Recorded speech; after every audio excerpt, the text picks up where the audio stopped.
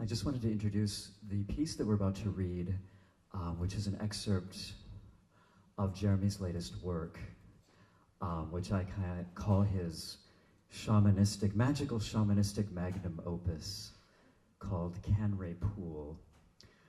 This is a piece of writing that I had the honor of beginning a collaboration with him that was going to become either a performance or a film or a video or a multimedia installation. And I say the collaboration is only beginning because it is something that we're still going to continue to develop. It grew out of about a year and a half of Jeremy really pouring himself into writing, and actually came on the heels of a children's book that he wrote. I don't know if anyone knows that, but he wrote a children's book about 2 years ago in which he perfected a style of poetic verse that was part Dr. Seuss, but unique and beautiful in a way that only Jeremy could have crafted. And he applied that and merged it with his interest in spirituality, shamanism, which he had done a vast amount of research into. And this piece is about a shape-shifting witch and explores the transcendental, immortal qualities of the spirit in its ability to reincarnate across time and space and multiple religious and cultural traditions, and has at its core a really wonderful, humorous and subversive tone to it. When I arrived in town last month to begin working with him on it, and saw at the same time what he'd created with his garden, which was almost like something out of a still of a film of Jean Cocteau's, I realized that he had merged his creative interest in gardening with his writing into one complete aesthetic statement. And I welcome any of you. The garden is still amazing right now to pay a visit because Jeremy's spirit is very much alive and well in that garden. Without any further ado.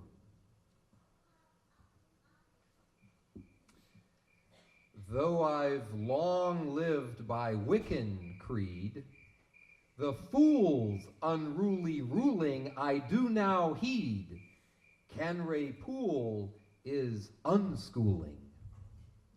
I make escape, seal and unseal my fate, die today but am reborn, full grown and better than ever known. I'm the famous monk, honey circle maker right at home. It's me they're all glad to see, whether here with Ma or back in Galilee. Rabbis told such tales of the prophet Honi that I ended up in the Talmud. Before I came, all was wilted and unscrewed. I'm famed for having made it rain. With my staff, I draw my circle, and from within it importuned God, until, so the story goes, I obtained the right rain for drought-ridden Galileans. But no, it wasn't me or God made it rain. I am rain. At least I was back then, back when monk and witch were one, united within. Enraptured by my descent in liquid form, the Israelites didn't notice Honi the monk had vanished in the storm. That storm and I broke down earthen dikes and let loose wild, pied ponies to play in flashing waters. All the while, we're on our way back to Ma and all her beloved temple squatters. Today, I sit quietly within my chalk circle. I feel, see, smell, and taste everything from right here. I draw my circle wide round the temple's hearth or circle its latrine. I abide inside as I polish and clean. Cleaning too avidly, I tumble down the temple steps and roll into the yard. I crack a rib on the stair. I hit quite hard. I lose one shoe while crawling deep into Ma's grove of bamboo. There at last, though frankly aghast, I see a mite of blooming earth in a sea of oozing shit. It opens my eyes, but only a bit. Miss Dumavati Skinbone, my grandma, a wild and ancient crone, says, Good fortune resides in misfortune's guise. Grandma Bone says you be what Jerry Lee calls in good plunking order. Where you plunk down, there you stay. Yeah, while Granny Bone is riding buck, sowing seeds and making hay, I'm on my own circle, and yet I'm wandering away. I'm cursed, but I've got good luck. Ma pretends to think I make no sense with what I say. I'm down, but up. Ma herself is an old, gorgeous mortal with a squint that's in truth a smoking hot psychic portal. With her clear and her cloudy eye, she glares at the little chalk circle I draw round me. You've a mind to circle yourself in, like putting legs on a snake, she adds, quoting Dogen, master of Zen. Ma means I'm already in her circle without hemming in with a chalk. Ma goes back and forth between dove and hawk. She brings me cooling drinks, but makes me laugh, knowing I've cracked a rib. When I curse her and balk, she asks, "You trying to talk witch talk?" No, I cry, I pound the ground. I'm happy in your crib. A snake spirit appears as Ma scoffs at this fib.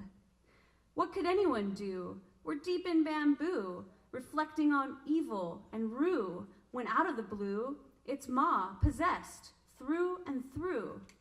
Down the groovish graveyard, stomping ground, wee ridgy run rabble, wee booty voodoo wee. You shiveling long dong, wee red trucky poodoo. You who's the seasmo shake, you who's the wee shack. A me shack a bindy go boy, oh hoity boy. Ma hisses and rattles, her eyes slant and her tongue forks. She is Snake, of course. At Ma's temple, excommunications are kindly a piece of cake. We negotiate with demons. On this occasion, Snake agrees to leave Ma, but only if he can take me, like now, when I stray from the temple. I'm pleased to report I, Canray Poole, am back. I'm not just any old monk or witch, for I am Snake, right on track, animal restored and fully awake. Nor am I just any animal. I'm the almighty, the better than ever bitch. You too can switch. Hidden in plain view is the gender trigger within the popular genome. Give it the jump and a jigger. Go ahead and roam. Woman creates sacred stew. The world runs on it. As for kitchen prep, better left to you, you of mighty membrum virile. Let woman create. You chop, grate, prep the while. We'll yet outmatch you step for step. Ecstatic moments can be demographically chartered by gender, recent studies claim. More women feel ecstatic while visiting deep water-filled grottos as men ascend to rhapsody on mountaintops and pinnacles. Such studies are a bogus trick. Rapture loves all genders at every geo pitch. Undress, cross-dress, crump, vault, and leap. Come hump and somersault and pain, but joy you'll reap.